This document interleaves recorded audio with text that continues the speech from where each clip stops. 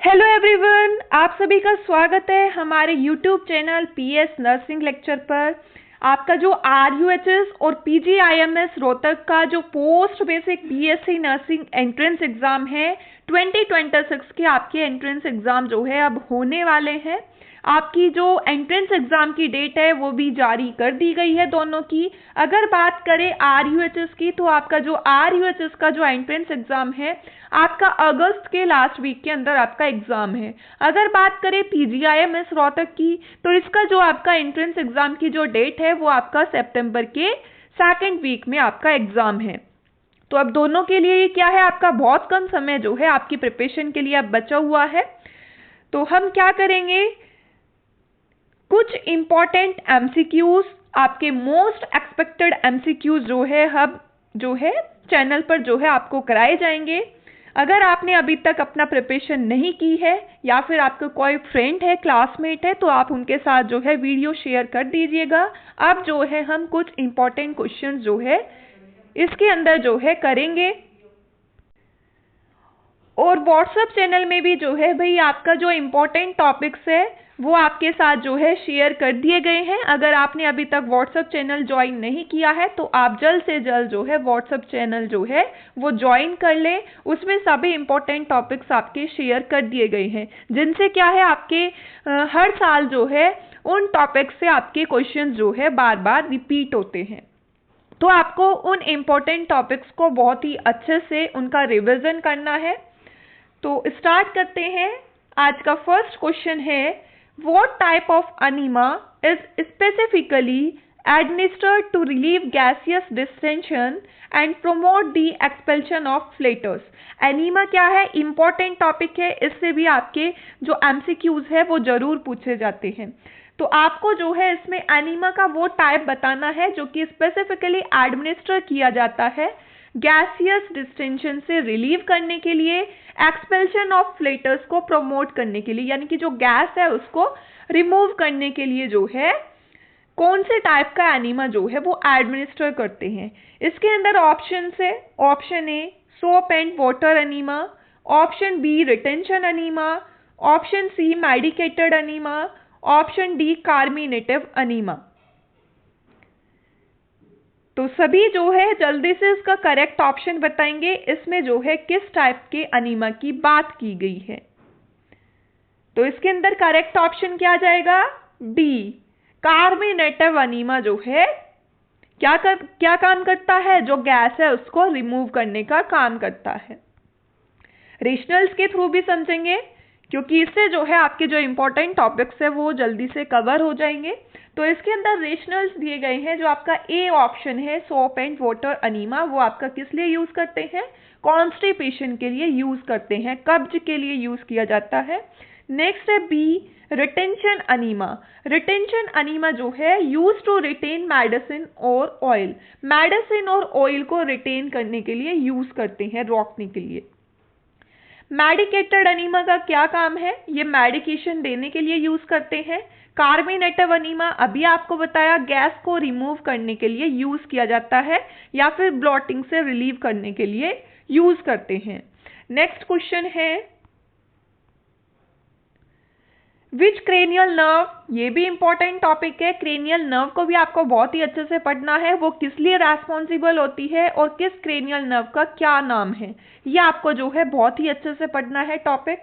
तो क्वेश्चन क्या है, which cranial nerve is primarily responsible for the sense of smell. Sense of smell के लिए आपका जो टर्म है वो यूज की जाती है ऑल्फैक्शन। तो ऑल्फैक्शन के लिए जो है कौन सा क्रेनियल नर्व जो है वो प्राइमरीली रेस्पॉन्सिबल रहती है, किसका काम होता है ये।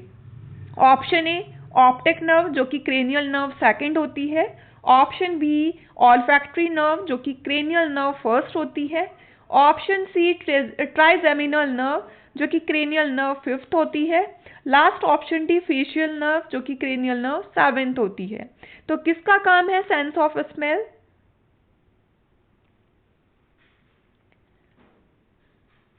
तो ऑल्फैक्शन से ही आपको जो है समझना चाहिए कौन सी क्रेनियल नर्व जो है रेस्पॉन्सिबल होती है ऑल फैक्ट्री नर्व, जो कि क्रेनियल नर्व फर्स्ट होती है, ये क्या है, सेंस ऑफ स्मेल के लिए रेस्पॉन्सिबल होती है। रीजनल से समझेंगे, जैसे कि इसमें ए ऑप्शन है ऑप्टिक नर्व। ऑप्टिक नर्व जो है क्रेनियल नर्व सेकंड होती है, जो कि हमारे विजन के लिए रेस्पॉन्सिबल होती है। नेक्स्ट है बी पर ऑल्फैक्टरी नर्व, जो कि क्रेनियल नर्व फर्स्ट होती है, सेंस ऑफ स्मेल के लिए रेस्पॉन्सिबल होती है। सी पर है ट्राइजेमिनल नर्व, जो कि क्रेनियल नर्व फिफ्थ होती है, ये हमारा फेशियल सेंसेशन और च्यूइंग के लिए जो है रेस्पॉन्सिबल होती है। और नेक्स्ट और मोस्ट इंपॉर्टेंट है फेशियल नर्व, जो कि क्रेनियल नर्व सेवेंथ होती है, ये हमारा फेशियल एक्सप्रेशन एंड टेस्ट, जो कि एंटीरियर 2/3 ऑफ टंग के लिए रेस्पॉन्सिबल होती है। और जो बेल्स पाल्सी डिसीज होती है, क्वेश्चन पूछ लेते हैं आपका, उसके अंदर जो है ये जो क्रेनियल नर्व होती है आपका सेवेंथ फेशियल नर्व, वो इसके अंदर क्या है, अफेक्टेड देखने को मिलती है, ये भी आपको ध्यान रखना है। नेक्स्ट क्वेश्चन की ओर बढ़ेंगे। Which vitamin deficiency is directly responsible for causing the medical condition known as beriberi? Vitamin को भी जो है आपको बहुत ही अच्छे से पढ़ना है, जो भी विटामिन है, ठीक है, और वो किस लिए रेस्पॉन्सिबल होते हैं, उनकी वजह से क्या डेफिशिएंसी देखने को मिलती है, ये भी आपको बहुत ही अच्छे से पढ़ना है, क्योंकि इससे आपका 1 या 2 क्वेश्चन जरूर देखने को मिलता है एग्जाम के अंदर। तो किस विटामिन की डेफिशिएंसी के कारण जो है बेरी देखने को मिलता है, कौन सा विटामिन है? Option A vitamin B1, option B vitamin B3, option C vitamin C, option D है इसके अंदर विटामिन डी। किसकी वजह से जो है बेरी देखने को मिलेगा, किस विटामिन की कमी होने के कारण? तो इसमें करेक्ट ऑप्शन क्या आ जाएगा भाई, विटामिन B1। विटामिन B1 जिसको हम बोलते हैं थायमिन, और इसी की वजह से क्या होता है, अगर इसकी डेफिशिएंसी हो जाती है, कमी हो जाती है, तो इसकी वजह से क्या है, बेरी देखने को मिलता है। रेशनल में आप चेक कर सकते हैं, जैसे कि विटामिन B1 इसको थायमिन बोलते हैं, इसकी वजह से बेरी देखने को मिलता है। नेक्स्ट है विटामिन B3 जिसको नियासिन बोलते हैं, इसकी वजह से पेलाग्रा देखने को मिलता है, जिसमें क्या है 3 Ds देखने को मिलते हैं। नेक्स्ट है विटामिन सी को एस्कॉर्बिक एसिड बोलते हैं, और इसके डेफिशिएंसी के कारण स्कर्वी देखने को मिलता है। नेक्स्ट है विटामिन डी जिसको कैल्सीफेरोल बोलते हैं, और इसकी वजह से रिकेट्स और ऑस्टियोमलेशिया जो है वो देखने को मिलता है। Next question, the hormone insulin is synthesised and secreted by which specific cells of the islets of Langerhans in the pancreas? तो जल्दी से बताएंगे, जो हार्मोन इंसुलिन है वो कहाँ से सिक्रीट होता है। इसमें ऑप्शंस दिए गए हैं, option A alpha cells, option B beta cells, option C delta cells, option D acinar cells. Important question है, बार बार रिपीट होता है ये भी।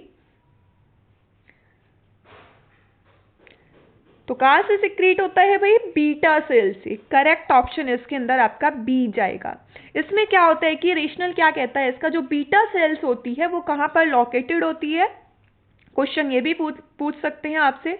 तो जो बीटा सेल्स होती है वो हमारा लोकेटेड होती है आइसलेट्स ऑफ लैंगरहंस पर विद इन द पैनक्रियास, जो कि प्रोड्यूस करती है, क्या काम होता है इसका, ये इंसुलिन को प्रोड्यूस करती है, या फिर बोल सकते हैं इंसुलिन को रिलीज करती है, जो क्या काम करेगा, हमारे ब्लड ग्लूकोज लेवल जो है उसको कम करने में हेल्प करता है।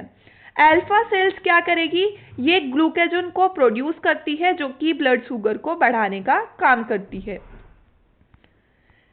Next question, which specific part of the human brain is primarily responsible for coordinating voluntary muscle movements, posture and balance? जो हमारे ह्यूमन ब्रेन के जो पार्ट्स है, इनसे आपके 1 या 2 क्वेश्चन जरूर पूछते हैं एग्जाम्स के अंदर। तो आपको जो है सभी पार्ट्स के बारे में पता होना चाहिए, कौन से पार्ट का क्या काम होता है। तो इसमें क्वेश्चन क्या है आपका, हमारे ह्यूमन ब्रेन का कौन सा स्पेसिफिक पार्ट है जो कि किसके लिए रेस्पॉन्सिबल होगा भाई, कोऑर्डिनेट करने के लिए रेस्पॉन्सिबल होगा, वॉलंटरी मसल मूवमेंट्स के, पोस्चर को और बैलेंस को मेंटेन करने का काम करता है। तो कौन सा पार्ट है वो, option A cerebrum, option B cerebellum, option C hypothalamus, option D thalamus. बहुत ही बार जो है ये क्वेश्चन आपका रिपीट हो चुका है।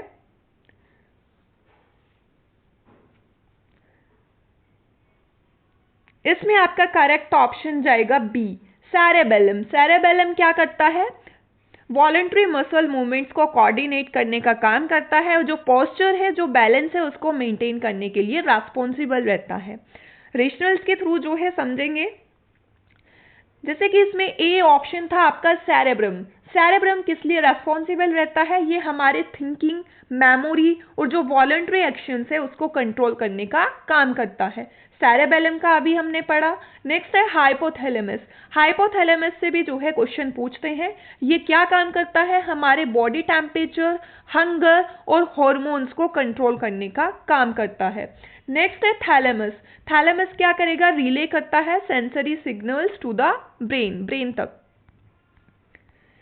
नेक्स्ट और मोस्ट इंपॉर्टेंट क्वेश्चन जो कि आपका रिपीट होता है, क्वेश्चन क्या है? Which immunoglobulin is found in highest concentration in human serum and is capable of crossing the placenta.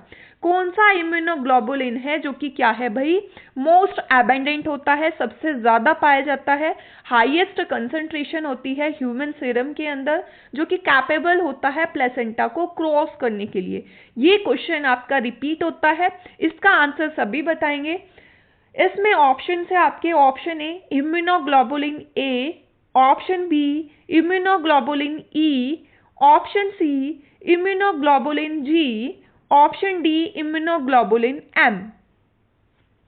Most abundant immunoglobulin होता है और कैपेबल होता है प्लेसेंटा को क्रॉस करने के लिए। तो उस इम्यूनोग्लोबुलिन का नाम है भाई immunoglobulin G. Correct option C जाएगा इसके अंदर। रेशनल्स जो है आपके इसलिए दिए गए हैं जिससे आपका रिवीजन हो सके और जो इंपॉर्टेंट टॉपिक्स है वो आपके जल्द से जल्द कवर हो जाए। तो आप इनको नोट भी कर सकते हैं जो कि आपके रिवीजन के अंदर हेल्प करेंगे आपका। तो इसके अंदर है इम्यूनोग्लोबुलिन ए। इम्यूनोग्लोबुलिन ए का क्या काम होगा? ये जो है मेनली जो है सलाइवा, टीयर्स और ब्रेस्ट मिल्क के अंदर पाया जाता है। नेक्स्ट है इम्यूनोग्लोबुलिन ई। इसका क्या काम होता है? ये एलर्जिक रिएक्शन के अंदर इन्वॉल्व रहता है या फिर जो पैरासाइटिक इन्फेक्शन रहते हैं उसके अंदर ये इन्वॉल्व रहता है। Next immunoglobulin G most abundant antibody होती है सीरम के अंदर और ये प्लेसेंटा को क्रॉस करने के लिए कैपेबल रहता है। नेक्स्ट है इम्यूनोग्लोबुलिन एम। ये फर्स्ट एंटीबॉडी होती है जो कि प्रोड्यूस होती है ड्यूरिंग इन्फेक्शन। ये प्लेसेंटा को क्रॉस नहीं करता है। नेक्स्ट क्वेश्चन है which medical term refers to the difficulty of inability to speak caused by damage to speech centers और vocal structures।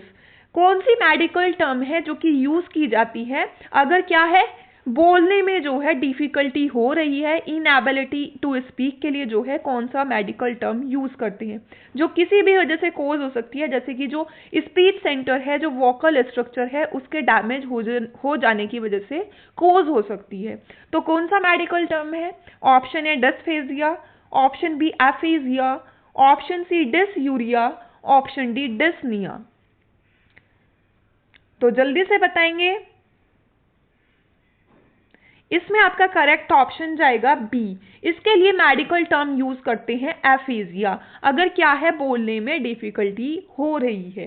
डिस्फेजिया आपका जो है अगर निगलने में दिक्कत होती है जिसको बोलते हैं आपका डिफिकल्टी इन स्वेलोइंग, तो उसके लिए आपका डिस्फेजिया मेडिकल टर्म यूज करते हैं। डिसयूरिया आपका अगर यूरिन में जो है डिफिकल्टी हो रही है तो उसलिए आपका डिसयूरिया जो है यूज करते हैं। डिस का ही मतलब होता है आपका डिफिकल्टी। डिस्निया आपका यूज करते हैं अगर ब्रीथिंग में डिफिकल्टी हो रही है तो उसके लिए जो है आपका मेडिकल टर्म यूज करते हैं डिस्निया।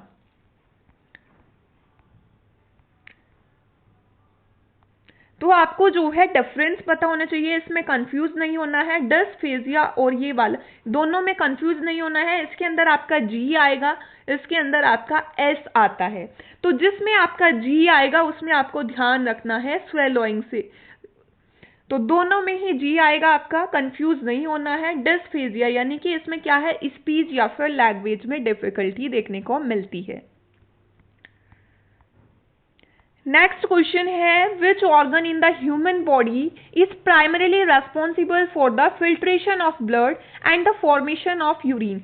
कौन सा ऐसा ऑर्गन है हमारी ह्यूमन बॉडी में जो कि रेस्पॉन्सिबल रहता है ब्लड को फिल्टर करने के लिए और यूरिन के फॉर्मेशन के लिए? ऑप्शन है इसके अंदर, option A liver, option B kidney, option C spleen, option D pancreas. Easy question है, किसी का भी ये क्वेश्चन गलत नहीं होना चाहिए। तो इसमें आपका करेक्ट ऑप्शन जाएगा बी, किडनी। किडनी ऐसा ऑर्गन है हमारी ह्यूमन बॉडी का जो क्या काम करता है भाई, ब्लड को फिल्टर करने का काम करता है और यूरिन का फॉर्मेशन जो है इसका काम होता है। रेशनल्स क्या है इसके अंदर, लीवर। लीवर क्या काम करता है, तो आपका क्वेश्चंस पूछ लेते हैं। लीवर से जो है भाई आपका बाइल प्रोड्यूस होता है, क्वेश्चन आता है ये भी आपका। और ये क्या काम करता है, डिटॉक्सिफाई करता है ब्लड को। नेक्स्ट है किडनी, अभी हमने पढ़ा फिल्टर करता है ब्लड को और यूरिन को फॉर्म करता है। नेक्स्ट है स्प्लीन। स्प्लीन क्या करेगा, इम्यूनिटी में हेल्प करते हैं और जो ओल्ड आरबीसी है, ओल्ड रेड ब्लड सेल्स है, उनको रिमूव करने में हेल्प करता है। नेक्स्ट है पैनक्रियास। पैनक्रियास अभी हमने पढ़ा, इसमें क्या होता है, इंसुलिन जो है इससे सिक्रीट होती है बीटा सेल से। तो ये क्या काम करता है, डाइजेस्टिव एंजाइम्स को प्रोड्यूस करने का काम करता है और इंसुलिन को प्रोड्यूस करने का काम करता है। नेक्स्ट क्वेश्चन है, which blood vessel carries oxygenated blood from the lungs back to the left atrium of the heart? कौन सी ऐसी ब्लड वेजल है जो कि ऑक्सीजनेटेड ब्लड को कैरी करती है, कहां से लेकर भाई, लंग से लेकर लेफ्ट एट्रियम तक हमारे हार्ट के। तो इसके अंदर ऑप्शन है, option A superior vena cava, option B pulmonary artery, option C pulmonary vein, option D आओर्टा।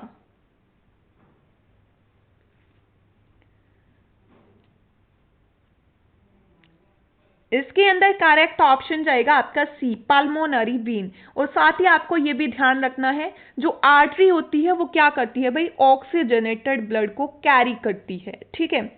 लेकिन इसमें क्या है, वेन ऑक्सीजनेटेड ब्लड को कैरी कर रही है। तो आपको हमेशा ध्यान रखना है, सिर्फ अकेली यही ऐसी वेन है जो क्या काम करती है, ऑक्सीजनेटेड ब्लड को कैरी करने का काम करती है। वरना जो वेन्स होती है वो क्या काम करती है, डी ऑक्सीजनेटेड ब्लड को कैरी करती है। तो रेशनल क्या है इसका, सुपीरियर वेना केवा।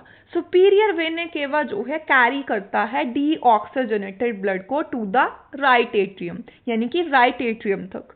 नेक्स्ट है पल्मोनरी आर्टरी, और यही एक ऐसी आर्टरी है जो कि डी ऑक्सीजनेटेड ब्लड को कैरी करती है लंग्स तक।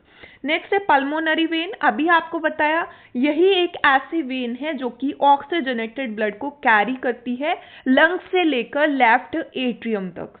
नेक्स्ट है आओर्टा। आओर्टा जो है ऑक्सीजनेटेड ब्लड को कैरी करता है लेफ्ट वेंट्रिकल से लेकर पूरी हमारी बॉडी तक।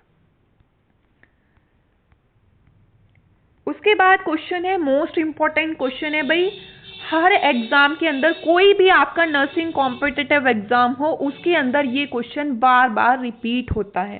तो क्वेश्चन क्या है, which of the following is a classic sign of increased intracranial pressure in an adult client.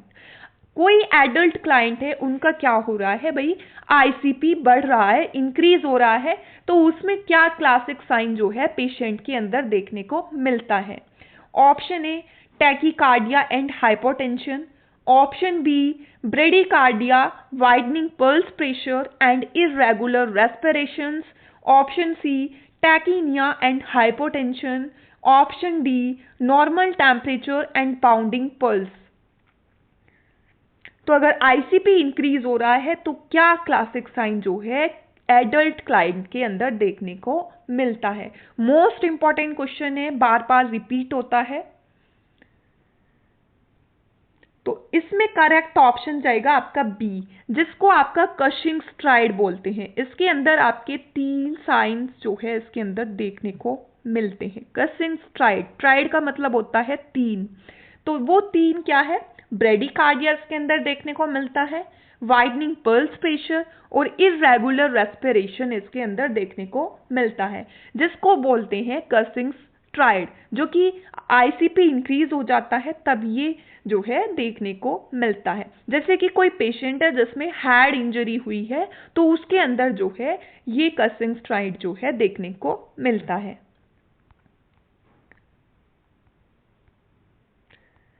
Next question है, जो इलेक्ट्रोलाइट इम्बैलेंस है उससे भी आपके क्वेश्चंस जो है वो एग्जाम के अंदर पूछे जाते हैं।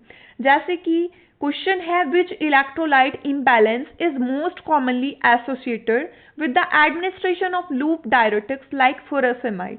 तो क्या इलेक्ट्रोलाइट इम्बैलेंस जो है वो देखने को मिलेगा अगर क्या है लूप डायरेटिक्स जो है वो एडमिनिस्टर किए जा रहे हैं, जैसे कि फुरासेमाइड जो है वो एडमिनिस्टर किया गया, तो उसकी वजह से क्या इलेक्ट्रोलाइट इम्बैलेंस जो है वो देखने को मिल सकता है।